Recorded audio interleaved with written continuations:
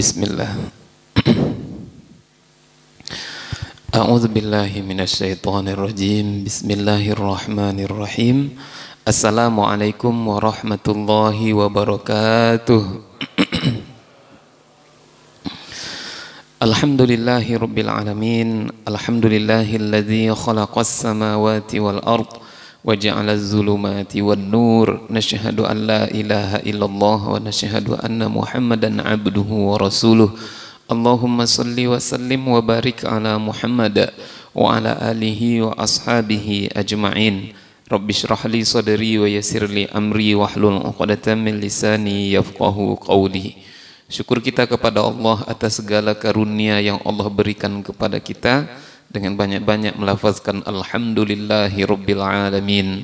Salawat dan salam kita doakan semoga senantiasa tercurah untuk kekasih kita baginda nan mulia Nabi Muhammad sallallahu alaihi wasallam dengan mengucapkan Allahumma sholli ala sayyidina Muhammad wa ala ali sayyidina Muhammad. Assalamu alayka ya Rasulullah.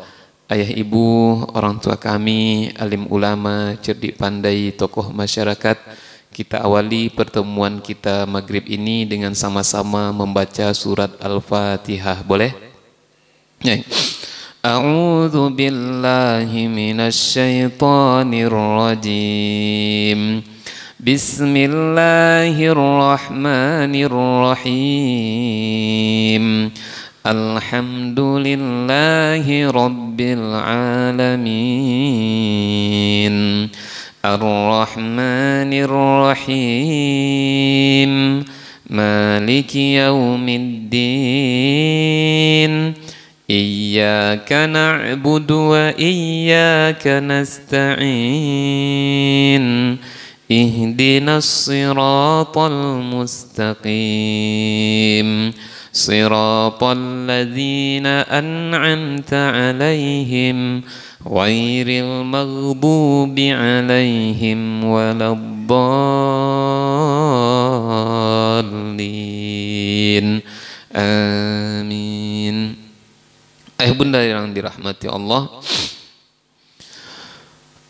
ada tiga hal apabila tiga itu ada pada diri seorang hamba, maka ketika itu dapat dipastikan dia sudah menjadi seseorang yang disebut dengan budak dunia atau hamba dunia. Berapa tadi ya bunda? Tiga. Mana yang tiga itu? Satu, ketika ibadah yang dia lakukan tak hanya karena Allah semata, tapi juga karena dunia. Yang kedua, ketika kewajibannya mencari dunia membuat dia lupa terhadap tugas dan tanggung jawabnya terhadap yang lainnya. Yang ketiga, ketika semangat mencari dunia membuat dia tak hiraukan lagi mana yang pantang, mana yang larangan, mana yang hak, mana yang batil, mana yang halal, mana yang haram. Apabila tiga ini ada pada diri seorang hamba, dapat dipastikan dia sudah menjadi hamba dunia. Satu apa tadi bunda? Lati buah di Bangkinang nampaknya. Sudah mulai bismika Allahumma ahyah. Satu, ketika ibadah yang dilakukan tak hanya karena Allah semata, tapi juga karena dunia. Yang kedua, ketika kewajiban mencari dunia membuat dia lupa terhadap tugas dan tanggung jawabnya terhadap yang lainnya. Tiga, ketika semangat mencari dunia membuat dia tak lagi hiraukan mana yang pantang, mana yang larangan, mana yang hak, mana yang batil, mana yang halal, mana yang haram. Tiga ini ada pada seorang hamba, dapat dipastikan dia sudah menjadi hamba atau budak dunia. Satu tadi, ketika amal ibadah yang dia lakukan tak hanya karena Allah semata, tapi juga karena dunia. Mana contohnya ayah bunda? Barangkali kita pernah mengalaminya. Sering kadang-kadang kita sholat qiyamul lail, tahajud, tapi tahajud qiyamul lail yang kita lakukan tak hanya karena Allah, tapi agar kita naik pangkat, naik jabatan. Barangkali kita pernah dulu bersedekah, tapi niatnya tak semata karena Allah, tapi harapannya agar harta kembali kepadanya dalam kondisi berlipat ganda, agar dia menjadi orang yang kaya. Dia bersedekah agar dagangannya laris, perdagangannya menguntungkan, perusahaannya semakin hari semakin berkembang. Dia haji atau umroh tak hanya karena Allah, tapi juga karena dunia. Ada seorang tabi'in namanya Ibnu Mubarak. Siapa namanya bunda? Ibnu Mubarak. Karena kalau dia tabi'in, Rasulullah, sahabat, kemudian tabi'in. Dia tak jumpa dengan Rasulullah. Di antara kebiasaan Ibnu Mubarak ini ayah bunda, dia suka berkunjung bersilaturahmi dengan sahabat-sahabat Rasulullah. Maka suatu ketika ada yang bertanya kepada Ibnu Mubarak, Syekh, Tuan, Guru, Syekh dulu kan sering berjumpa dengan sahabat Rasulullah. Iya. Bagaimana kondisi sahabat? Apa kebiasaan mereka? Sahabat itu suka membaca Al-Quran. Bagaimana kondisi sahabat kalau sudah baca Al-Quran? Sahabat kalau sudah baca Al-Quran banyak yang menangis. Sahabat itu semakin deras air mata bercucuran di pipinya ketika sampai pada surat atau ayat berapa, Syekh? Ibnu Mubarak menjawab, sahabat akan menangis semakin deras air mata berlinang di pipi ketika mereka sampai pada surat Hud ayat yang ke-15 dan ayat yang ke-16. Surat apa tadi bunda? Hud ayat yang ke-15 dan 16. Apa bunyinya? Man kana yuridul hayatad dunya wa zinataha nuwaffi ilaihim a'malahum fiha wa hum fiha la yubkhasun.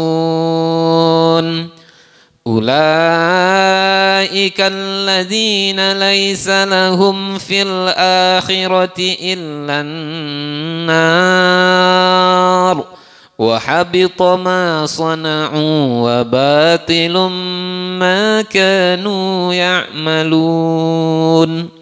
Man kana yuridul hayatad dunya, siapa yang menginginkan kebahagiaan dunia, wazinataha, dan segala perhiasan kenikmatan yang ada di dalamnya, nuwaffi ilaihim a'malahum fiha, akan kami cukupkan, akan kami berikan segala apa yang dia inginkan atas niat yang dia lakukan dari sebuah amalan.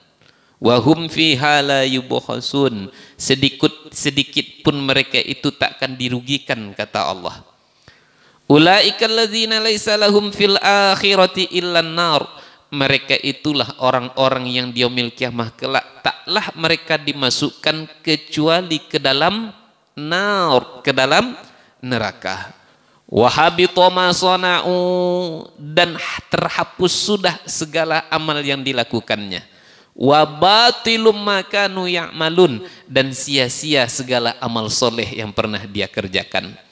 Siapa yang menginginkan kebahagiaan dunia dan segala perhiasan dan kenikmatan yang ada di dalamnya atas niat yang dia lakukan dari sebuah amalan, akan kami berikan, kata Allah. Takkan dirugikan. Takkan dirugikan walaupun sedikit. Nanti di yaumil kiamah mereka taklah dimasukkan kecuali hanya ke dalam neraka. Sia-sia segala amal solehnya, kemudian terhapus sudah segala kebaikan yang pernah dia lakukan. Maka ayat ini kalau kita tengok penjelasannya ayah bunda, pernah dijelaskan oleh Ibnu Abbas. Siapa bunda? Ibnu Abbas, bukan Pak Abbas. Kalau Pak Abbas yang punya rumah makan dekat Simpang 3 Bandara, ya. Nah, pergilah ibu makan di sana, kata orang enak di sana. Nah, Ibnu Abbas, siapa Ibnu Abbas nih?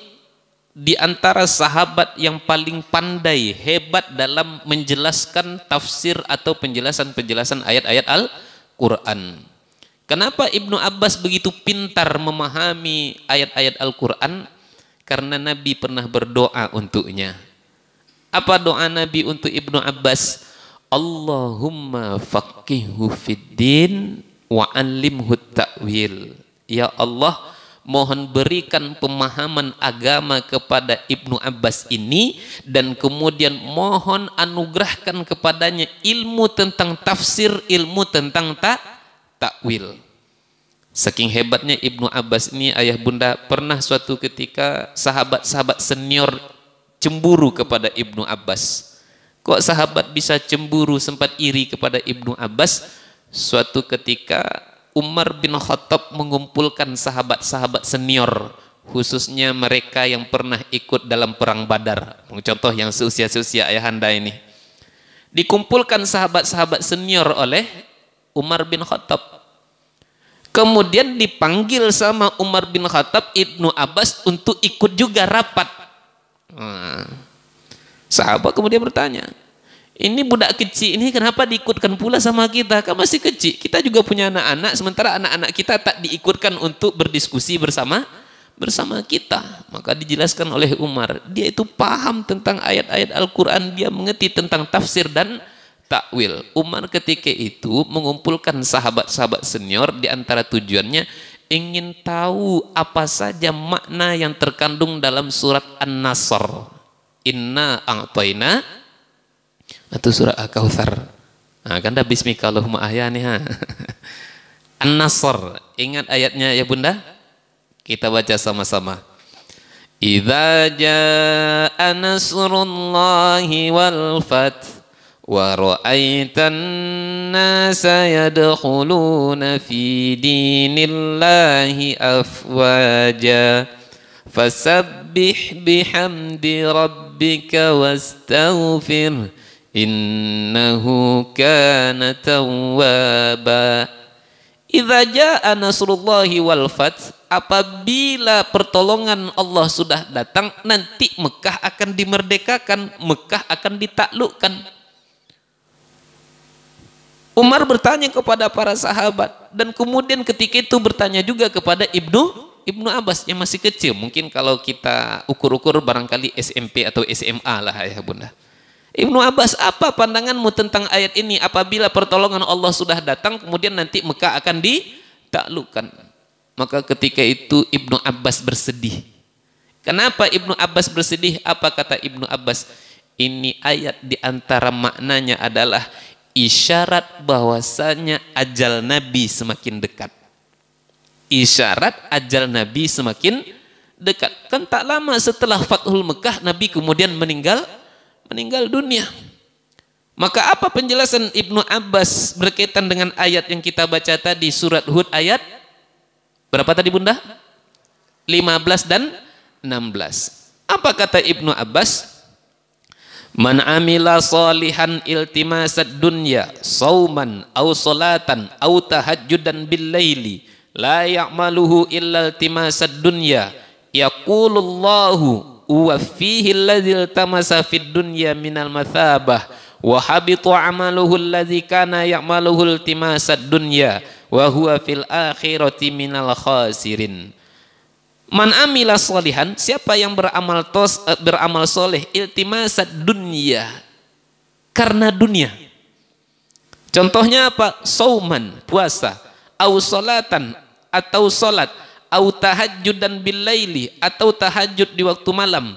La ya'maluhu illa iltimasat dunia. Itu semua amal soleh dilakukannya hanya karena dunia. Yaqulullahu, nanti akan Allah katakan kepada orang yang beramal karena dunia. Apa yang akan Allah katakan kepadanya? Wa fihi alladzil tamasa fid dunya minal mathabah, akan aku cukupkan kepadanya, akan aku berikan kepadanya atas apa yang sudah dia niatkan dari amal yang dia lakukan. Wa huwa fil akhirati minal khasirin, di akhirat dia akan merugi dan kemudian dicampakkan masuk ke dalam neraka. Makanya tadi kami katakan Bunda, barangkali dulu kita pernah mengalaminya. Kita sholat agar naik pangkat, kita sedekah agar harta kembali kepada kita dalam bentuk yang melimpah ruah berlipat ganda, agar kita menjadi orang yang kaya. Ayah Bunda tentu masih ingat tentang hadis yang menjelaskan di antara orang yang paling pertama dihakimi di yaumil kiamah kemudian dia dicampakkan masuk ke dalam neraka itu kan bukannya pezina, bukannya peminum khamar, bukannya pemakan riba, bukannya para penjudi, tapi kata Nabi, di antara orang yang paling pertama dihakimi di yaumil kiamah kemudian dia dimasukkan ke dalam neraka, orang yang dulunya di dunia pernah berjihad yang katanya karena Allah. Maka di yaumil kiamah Allah bangkit dia. Hai fulan, apa dulu amal yang kau lakukan, kau buat di dunia? Ya Allah, amalanku berat ya Allah, tak semua orang bisa buat. Apa amalmu?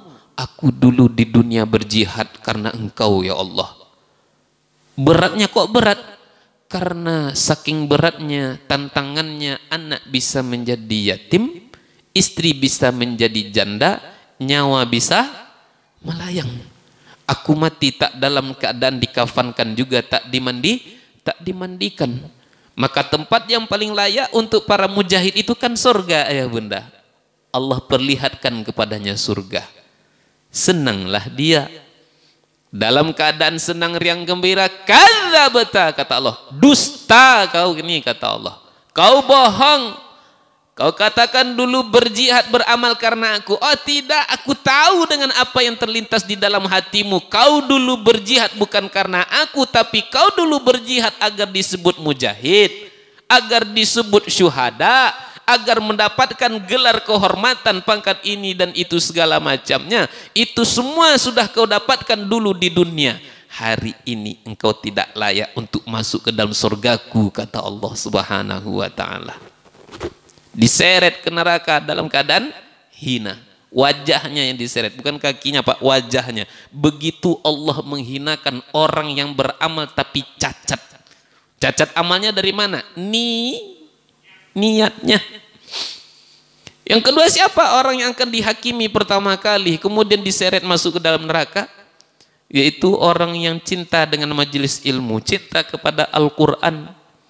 Allah tanya dia, hai fulan, apa dulu yang engkau buat di dunia? Ya Allah, siang malam aku belajar ya Allah. Di mana ada pengajian aku ada di situ ya Allah. Duduk dalam majelis ilmu. Ada kajian di masjid, apa kita namanya Pak? Muhsinin, aku ada. Di Al-Falah aku ada. Di An-Nur aku ada. Raudatul Jannah aku ada. Nurul Huda aku ada. Di mana-mana aku ada ya Allah. Hari demi hari aku baca, aku hafal Al-Quran ya Allah. Maka tempat yang paling layak untuk pecinta ilmu, pencinta Al-Quran adalah surga. Allah perlihatkanlah kepadanya surga. Senanglah dia. Dalam keadaan senang riang gembira, Allah katakan kepadanya, kadzabta, kau dusta, kata Allah. Kau bohong. Kau katakan dulu duduk dalam majelis ilmu, kau katakan dulu baca hafal Al-Quran karena aku. Oh tidak, aku tahu dengan apa yang terlintas di dalam hatimu. Kau dulu duduk dalam majelis ilmu agar disebut orang yang soleh. Kau dulu menyampaikan ilmu agar disebut orang yang alim. Kau dulu baca Al-Quran agar disebut qari. Kau dulu menghafal Al-Quran agar disebut hafiz. Gelar alim, gelar soleh, gelar qari, gelar hafiz, semuanya sudah kau dapatkan dulu di dunia. Hari ini engkau tak layak untuk dimasukkan ke dalam neraka. Kadang-kadang sedih kita ya bunda yang dirahmati Allah, barangkali dan sering memang dibuat MTQ contohnya, MTQ tingkat provinsi atau MTQ nasional untuk menaikkan nama sebuah daerah, sementara qori yang mantap tak ada di sana, carilah qori di daerah lain. Akhirnya apa? Sayang 1000 kali sayang. Yang kori ini pun mau pula. Nanti ketika mendaftar, ini bapak dari mana? Dari Pekanbaru. Padahal aslinya bukan Pekanbaru. Dipalsukannya identitasnya, Pak. Dia lomba baca Al-Quran, dia hafal Al-Quran. Untuk apa intinya nih, ya Bunda? Demi dunia, agar dapat hadiah yang banyak. Makanya kalau dalam main bola namanya pemain bayaran. Itu semua kau lakukan kan karena dunia. Manalah lagi pahala hari ini. Yang ketiga, orang yang suka bersedekah. Apa dulu kau buat dunia? Aku rajin sedekah ya Allah. Di mana ada panti, aku ada di sana. Di mana ada masjid, aku donatur tetap di sana. Itu pokoknya dirincikannya semuanya. Maka tempat orang yang suka bersedekah itu kan adalah sorga. Ali Imran 133 134. Wasari'u ila maghfiratin min rabbikum wa jannatin 'arduha as-samawati wal ardh u'iddat lil muttaqin alladzina yunfiquna fis sarra'i wad dharra. Bersegeralah kamu menuju ampunan Tuhanmu dan bersegera jugalah menuju sorga Rabbmu, yang mana sorga itu luasnya seluas langit dan bumi, dijanjikan untuk orang yang bertakwa. Siapa orang yang bertakwa yang layak diampunkan dosanya, dimasukkan ke dalam surganya Allah Ta'ala? Yang pertama kali adalah yaitu mereka yang rajin bersedekah, baik di waktu lapang maupun di waktu sempit. Allah perlihatkan kepadanya surga. Senang dia. Dalam keadaan senang riang gembira. Kadzabta, dusta kata Allah. Kau bohong. Kau kata dulu kau bersedekah karena aku. Oh tidak. Kau bersedekah agar disebut orang yang dermawan. Gelar dermawan. Agar hartamu kembali melimpah ruah. Kan sudah aku beri kata Allah. Hari ini kau tak layak lagi untuk masuk ke dalam surga. Makanya ayah bunda, nanti di yaumil kiamah barangkali akan ada yang menghadap Allah. Kemudian dia bertanya, ya Allah, pahala solatku mana? Ya Allah, tahajudku mana? Ya mana lagi kata Allah. Kau dulu kan solat tahajud agar naik pangkat, naik jabatan. Kan sudah aku beri kata Allah. Ya Allah, mana pahala sedekahku ya Allah? Kau dulu bersedekahkan agar daganganmu laris, perusahaanmu semakin hari semakin berkembang, agar harta kembali kepadamu dalam kondisi yang berlipat ganda, agar kau jadi orang kaya. Kan sudah aku beri semuanya dulu di dunia. Kau kan dulu sudah kaya, daganganmu sudah laris, perusahaanmu semakin berkembang. Ya Allah, mana lagi pahala hajiku ya Allah? Aku kan berkali-kali naik haji sampai ke Al-Haji Muhyiddin ya Allah. Tapi Ibu Haji Muhyiddin itu yang tukang bubur naik haji itu, lebih dari tiga kali. Lebih 3 kali aku naik haji ya Allah. Mana lagi pahala hajimu kata Allah. Kau dulu berhaji kan agar disebut Pak Haji, Bu Haja. Andai satu aja orang dalam kampungmu tak panggilmu Bu Haji, Pak Hajah, kau sakit hati. Kau dulu kan naik haji itu kan sebelum pemilu, agar engkau nanti ingin mengicoh orang, agar engkau dikatakan orang yang baik, orang yang soleh, orang yang taat beragama. Itu semua sudah kau dapat dulu di dunia. Hari ini kau tak layak untuk mendapatkan apa-apa kecuali dimasukkan ke dalam neraka. Akhirnya apa ya mudah? Mohon ayah bunda jangan salah paham nanti. Kalau gitu tak usah aja lah kita beramal Pak Ustadz. Tidak begitu. Maksudnya adalah perbaiki niat kita dalam beramal. Jangan sampai kita gandengkan niat kita karena Allah, tapi juga karena dunia. Di antara yang paling dibenci oleh Allah itu ayah bunda, ketika seorang hamba menyekutukan Rabbnya dengan makhluknya. Padahal dia kan sudah bersumpah. Kita sudah bersumpah bunda, minimal 5 kali dalam sehari kita bersumpah. Inna salati wa nusuki wa mahyaya wa mamati lillahi rabbil alamin.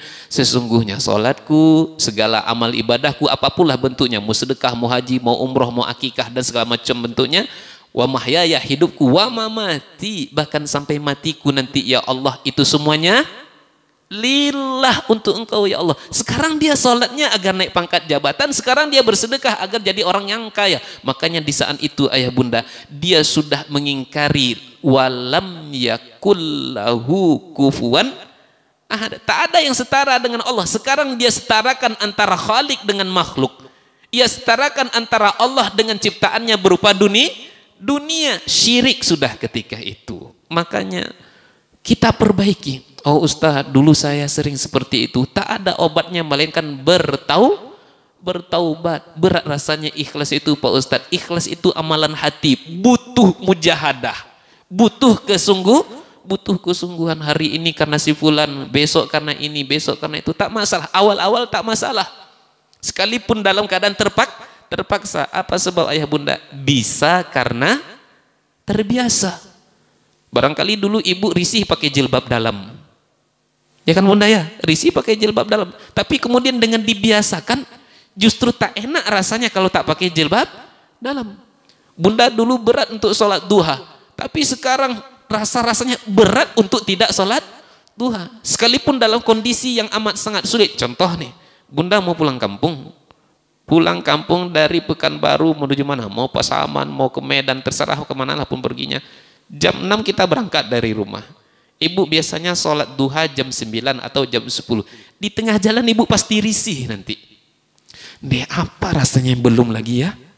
Apa yang besok rasanya? Rasa-rasa ada yang kurang. Apa sebab? Karena ada rutinitas yang biasa kita lakukan. Astagfirullah, aku belum sholat duha lagi. Ayo berhentilah kita sejenak, cari tempat agar kita bisa sholat duha. Makanya bunda, bisa karena terbiasa. Dulu kita sering beramal karena dunia, sekarang kita berbaiki murni karena Allah. Lillahi rabbil alamin.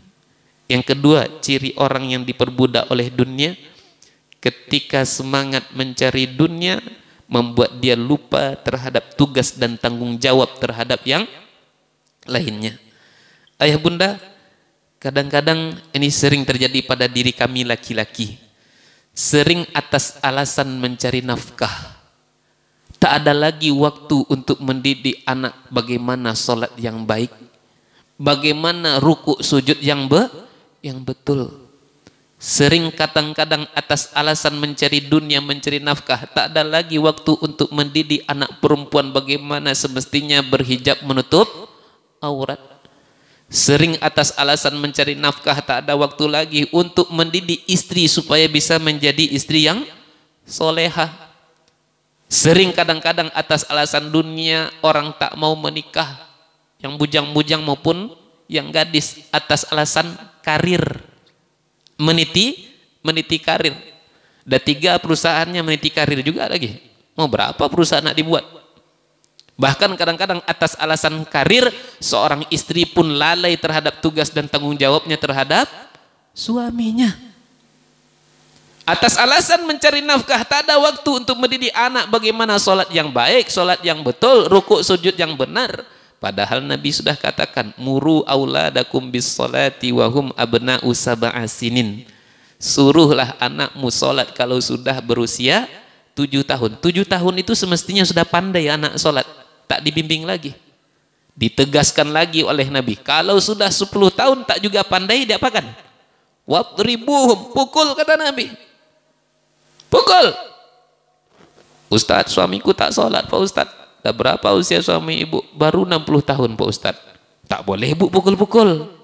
Jangan pukul-pukul suami, berdosa ibu. Yang 10 tahun aja dipukul Pak Ustadz. Masa yang 60 tahun tak pukul? Tak boleh, berdosa ibu nanti. Terus kalau tak dipukul diapakan Pak Ustadz? Anyutkan aja ke Sungai Siak sana. Panjang betul cerita.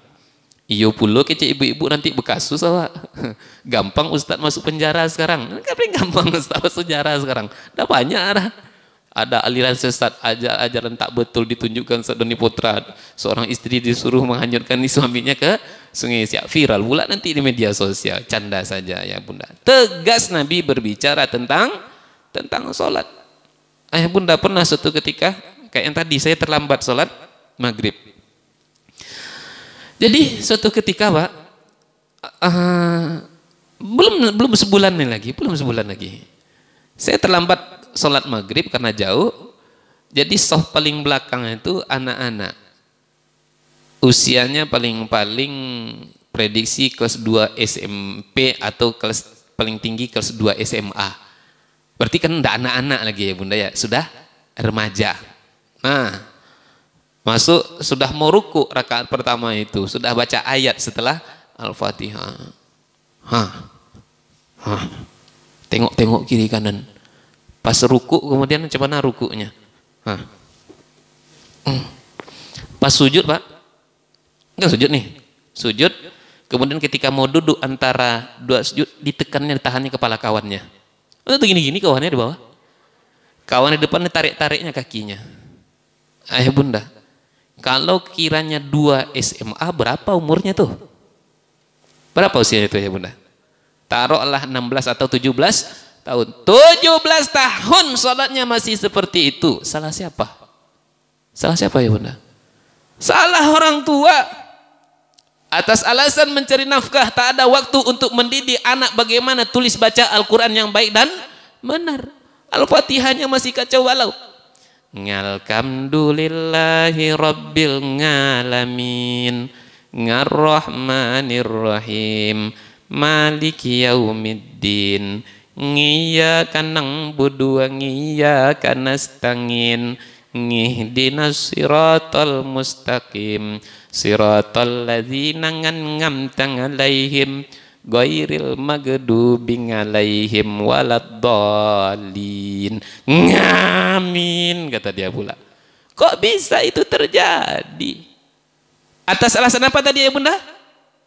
Atas alasan cari dunia, cari nafkah.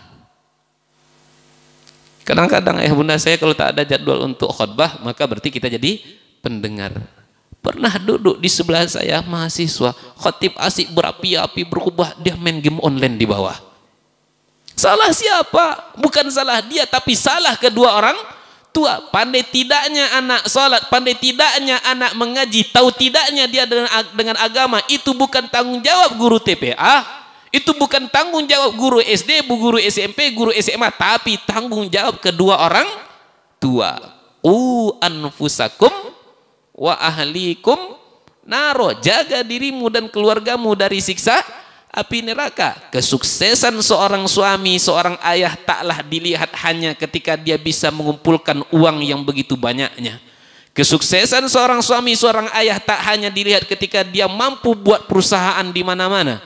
Kesuksesan seorang suami, seorang ayah tak hanya dilihat ketika dia memiliki gelar yang panjang tak terkira, tapi kesuksesan hakiki bagi seorang suami, seorang ayah adalah ketika dia bisa menyelamatkan istrinya di dunia dan keluarganya sampai di akhirat masuk ke dalam surga. Itulah suami dan ayah yang sukses. Kesuksesan itu tak hanya diidentik dengan sukses di dunia. Betapa banyak orang yang hebat tapi anaknya jadi antu belau. Betapa banyak orang hartanya banyak, anaknya jadi setan. Betapa banyak orang yang memiliki pangkat yang tinggi, jabatan yang tak terkira, kemudian anaknya tak karuan. Apa sebab? Karena sibuk mencari dunia. Sibuk cari nafkah. Anak keluar rumah dalam keadaan aurat terbuka. Kadang-kadang ayah bunda, sering saya tengok, ini karena COVID ini jarang saya keluar malam. Dulu ayah bunda sampai biasanya jam 3, jam 2 saya nongkrong di Simpang 3 Bandara Pak. Jalan Cutnya Dindipu. Bukan sholat tahajud saya di sana. Nengok anak muda yang begitu ramainya. Yang balap liar lah. Yang standing lah. Kemarin saya tengok Pak. Standing cewek kelas 2 SMP. Kalah pula saya sama dia. Standing motor tengah jalan Pak. Kalah saya sama dia. Masya Allah, ini paknya kemana? Ini maknya kemana? Atas alasan karir banyak orang yang telat menikah. Perempuan kadang-kadang atas alasan karir kemudian tak ada lagi waktu untuk maksimal melayani suami di rumah. Apa sebab? Pagi keluar balik malam, badan dah letih, apalagi yang nak dilayani suami. Wadah sama-sama capek keduanya. Ujung-ujung apa? Mohon maaf ayah bunda yang dirahmati Allah. Suami itu tentu pasti ingin mendapatkan pelayanan yang maksimal di rumahnya. Tapi kalau suami tidak mendapatkan pelayanan yang maksimal di rumah, dia pulang ke rumah dalam kondisi capek pun tak diurut, ujung-ujungnya apa ya bunda? Berawal dari cari tukang pijit, ya kan? Berawal dari tukang pijit di luar. Akhirnya apa? Keenakan. Kemudian dia kan tadi ceritanya bisa karena kenapa tadi? Terbiasa. Wah, terbiasa sudah di luar rumah. Ujung-ujungnya apa ya bunda? Mohon maaf. Kadang-kadang terjadi perselingkuhan, terjadi perzinahan, ujung-ujungnya lebih parahnya lagi perceraian.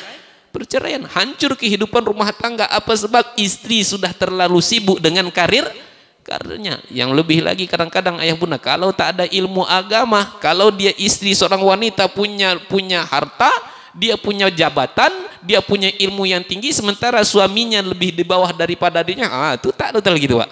Itu tak lagi. Kadang-kadang suami dibuat semacam seperti pembantu. Atas alasan apa tadi, Bu? Atas alasan karir. Makanya bunda yang dirahmati Allah, apalagi nanti ibu semakin hari semakin tua, badan tak lagi semakin cantik. Fisik wanita itu, laki-laki ini mohon maaf Pak, kita ini kan paling berat godaan laki-laki itu kan mata. Betul tak Pak? Paling berat ini kan godaannya mata laki-laki ini. Sementara ibu dah capek, semakin hari badan semakin tua, ibu semakin hari semakin cantik atau semakin gimana Bu? Kalau ibu tak percaya, Bu, pulanglah ibu ke rumah nanti, berdiri tegak di depan kaca yang paling besar. Tengok, Bu. Tengok badan ibu. Tak lagi ibu cantik secara fisik, tak lagi cantik Bu di situ. Oh, ini badan dah berlipat-lipat di sini. Dah berlipat-lipat semua. Malu saya sebutnya nanti. Cantik saja Ustaz. Kata siapa ibu cantik? Kata suami saya apa Ustaz? Disiko disebutnya cantik. Tapi kalau ada laki-laki sama laki nanti lain cerita. Bunda yang dirahmati Allah, maka semakin hari badan tak lagi semakin cantik, maka kecantikan ibu didapat dari mana? Dengan akhlak yang mulia, dengan pelayanan yang maksimal kepada suami. Kan sudah menjadi sunnah. Orang kalau sudah tullah itu, kalau dia tidak mendapatkan sesuatu yang diinginkan di suatu tempat, maka dia akan mencari di tempat yang lainnya. Ini fitrahnya manusia. Ini sudah sibuk dengan karir, atas alasan dunia, atas alasan mencari nafkah, atas alasan karir, ujung-ujungnya rusak kehidupan berumah tangga. Bolehkah kalau gitu tak usah kita cari dunia Pak Ustaz? Tak bisa pula. Kita sekarang di dunia. Kalau kita tengok ayat-ayat kan banyak memberikan motivasi untuk mencari dunia. Contoh, fa idza faraghta fansab. Apabila engkau selesai dari satu urusan, lakukan urusan yang lainnya. Apakah itu sifatnya duniawi ataupun ukhrawi? Ibu sukses buka rumah makan di Harapan Raya, buka di Panam satu lagi, buka nanti di Sudirman satu lagi, buka lagi nanti di mana-mana, bukalah. Ibu buka sukses laundry di sini, bukalah di mana-mana. Semangat cari dunia, penting. Wa batagi fima atakallahu darul akhirata wa la tansa nasibaka minad dunya. Carilah, beramallah kamu untuk akhiratmu sebanyak-banyaknya, tapi jangan lupakan bagianmu di dunia. Ini kan ayat motivasi nih Pak. Cari dunia, wajib cari dunia, tapi jangan digadaikan akhirat kita. Belum lagi kalau kita jumpa fa iza qudiyatis shalah fantashiru fil ardh. Apabila engkau selesai mengerjakan salat, maka bertebaranlah di muka bumi. Belum lagi hadis Nabi yang mengatakan cari rezeki itu contoh burung.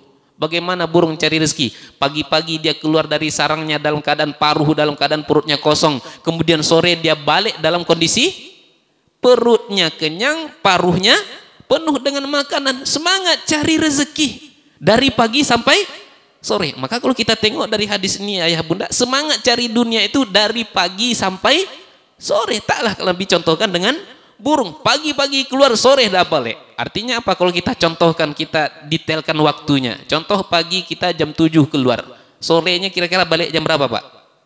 Jam 5. Berarti kalau kita durasikan waktu cari rezeki itu berapa jam ayah bunda? Dari jam 7 pagi sampai jam 5 sore, berarti berapa jam? 10 jam. Itulah waktu cari rezeki. Contoh burung, terbang sana, terbang sini, lompat sana, lompat sini. Pagi keluar, sore dah pulang. Sampai sore, tidak ada burung yang balik tengah malam. Aduh Pak Ustaz, burung apa? Burung hantu. Burung hantu itu memang keluarnya malam, siangnya tidur. Surat An-Naba juga sudah ingatkan. Wa ja'alna al-laila libasa wa ja'alna an-nahara ma'asya. Kami jadikan malam untuk beristirahat, siang untuk mencari penghidupan, cari dunia sebanyak-banyaknya. Nah, jangan sampai kewajiban mencari dunia membuat kita lupa terhadap tugas dan tanggung jawab terhadap yang lainnya. Luangkan waktu untuk duduk dalam majelis ilmu nih. Ini contohnya, kita luangkan waktu untuk duduk dalam majelis majelis ilmu. Yang ketiga ayah bunda, orang yang akan menjadi budak dunia itu ciri-cirinya adalah ketika semangat mencari dunianya membuat dia tak hiraukan lagi mana yang pantang, mana yang larangan, mana yang hak, mana yang batil, mana yang halal, mana yang haram. Betapa banyak demi dunia, demi pangkat, demi jabatan orang tak segan-segan untuk suap menyuap, untuk sogok menyogok. Betapa banyak demi dunia orang tak takut-takut untuk makan riba, padahal jelas Nabi katakan wa ahallallahu al-bai'a wa harramar riba. Allah menghalalkan jual beli, kemudian Allah mengharamkan riba. Riba salasa wa sab'una abwab aisaruha ayankih rajulu ummuhu. Riba ada 73 tingkatan dosanya. Seringan-ringan dosa riba sama dengan seorang laki-laki yang berzina dengan ibu kandungnya. Berzina saja laki-laki biasa dengan wanita biasa itu sudah termasuk dengan kabair, dalam kabair, dosa-dosa besar. Sekarang dia berzina dengan ibu kandungnya. Kira-kira ayah bunda semakin ringan atau semakin berat? Semakin berat. Tak usah dibayangkan azab yang berat, azab yang ringan kita tak mampu. Inna ahwana ahli nari azaban yaumal qiyamati la rajulun tud'u fi akhmasi qadamaihi jumratun yugla min hadimamuhu. Seringan-ringan azab bagi seorang hamba nanti di yaumil kiamah akan ditaruh bara api yang amat sangat kecil di telapak kakinya. Apa akibatnya?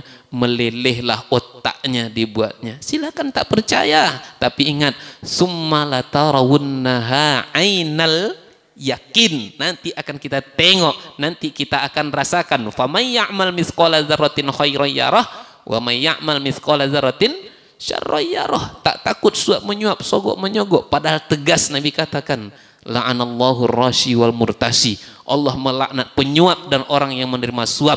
Allah melaknat penyogok dan orang yang menerima sogok. Kadang-kadang lebih menyedihkan, bangga pula dia menceritakan sogok menyogoknya. Itulah kak, kemarin anakku ikut tes ini itu di perusahaan, kemudian lulus seleksi pertama, lepas itu dimintanya 30 juta. Ya cemana lagi awak sayang sama anak itu pun suka dengan pekerjaan itu, diusahakanlah. Bangga dia menceritakan perbuatan dosanya kepada orang lain. Berapa tahun dia bekerja di situ? 30 tahun, 40 tahun. Sampai nanti dia pensiun di situ, terbeli rumah yang mewah, ladang yang luas, dibawanya pula naik haji ke tanah suci. Labbaik Allahumma labbaik, labbaik la syarika lak labbaik. Ya Allah, aku datang memenuhi panggilanmu, aku datang memenuhi undanganmu. Hah? Kata Allah, kapan kau kupanggil? Kapan kau kuundang? Aku tak pernah undang kau, kata Allah. Apa sebab? Kau datang ke tanahku yang suci dengan uang yang haram, dengan cara yang kotor. Ini duit dulunya didapat dari riba. Ini duit dulu didapat dari sogok menyogok, suap menyuap. Bahkan sampai nanti pensiun, bahkan nanti sampai mati, beli kain kapannya dari mana ya bunda? Yang dahulunya sejarah yang panjang dari suap menyuap, sogok menyogok. Makanya ya bunda yang dirahmati Allah, pada akhirnya kita bermohon kepada Allah, semoga Allah jauhkan kita dari 3 perkara ini, sehingga ketika kita jauh dari 3 perkara ini, kita tak lagi menjadi hamba dunia, tapi kita menjadi hamba Allah Subhanahu wa taala. Mohon maaf atas segala kesalahan kekhilafan. Terima kasih atas segala perhatian. Wabillahi taufiq wal hidayah. Wassalamualaikum warahmatullahi wabarakatuh.